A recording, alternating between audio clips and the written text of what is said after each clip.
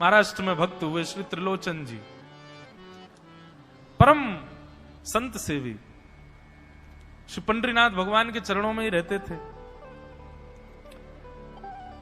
पति पत्नी दोनों निवास करते थे, उनके कोई संतान नहीं थी, इसलिए उन्होंने जीवन भर क्या नियम अपनाया कि जो भी धन आदि उनके पास था, जो भी वैभव था, उन्होंने वो पंढरपुर आने वाले वैष्णवों की सेवा में खर्च करने का उसका मन बनाया कि यहां इतने दर्शनार्थी आते हैं, सबका भोजन प्रसादी सामग्री हमारे घर में बना करेगी।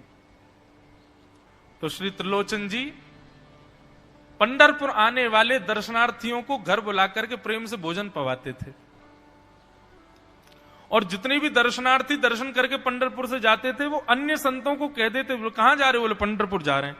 बोले भैया पंढरपुर जा रहे हो तो त्रिलोचन जी के यहां जाना, उनके यहां भोजन प्रसादी बहुत बढ़िया संतों के अनुकूल बनाते हैं। बड़ी ख्याति हो गई महाराज जी, अब तो जितनी भीड़ पंढरपुर विठल मंदिर में उतनी भीड़ त्रिलोचन जी के घर के बाहर संतों की, दर्शनार्थियों की, सब प्रसाद पाने के लिए जाते। त्रिलोचन जी और उनकी पत्नी बड़े प्रसन्न कि इतने संतों की सेवा हम कर पा रहे हैं, ये हमारा सौभाग्य है।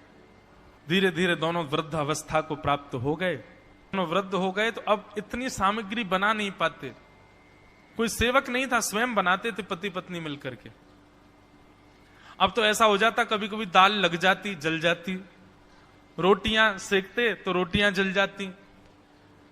वृद्ध अवस्था, थक भी गए थे बहुत ज्यादा, तो प्रसाद पवाते तो थे, संत जन बेचारे प्रेम से स्वीकार तो करते, पर अब स्वाद नहीं होता था तो बेचारे जैसा था उसको पाते, थोड़ा बहुत पा करके चले जाते।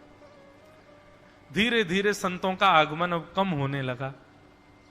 त्रिलोचन जी इस बात से बड़े परेशान हो गए, बोले भैया संत हमारे घर से आना बंद हो गए, हम क्या करें?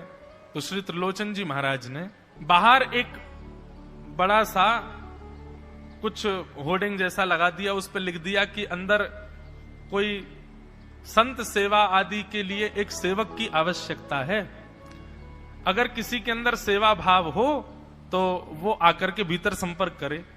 सेवा, ब्रजवासी सेवा, गौ सेवा, इन सब सेवाओं के प्रकल्प में यदि आप सेवक की कामना करोगे तो कहीं ना कहीं किसी ना किसी रूप में ठाकुर जी आएंगे सेवा के लिए। त्रिलोचन जी ने बाहर लिख दिया कि भाई संत सेवा के लिए सेवक की आवश्यकता है, यदि कोई सेवा भावी सेवा करना चाहता है तो भीतर आके संपर्क करे। अब यह बोर्ड पढ़ लिया हमारे श्री पंडरीनाथ भगवान ने, और श्री विठल भगवान एक छोटे से बालक का रूप धारण करके त्रिलोचन जी के यहाँ पहुंच गए। त्रिलोचन जी के यहाँ पहुंचे, त्रिलोचन जी बैठे थे।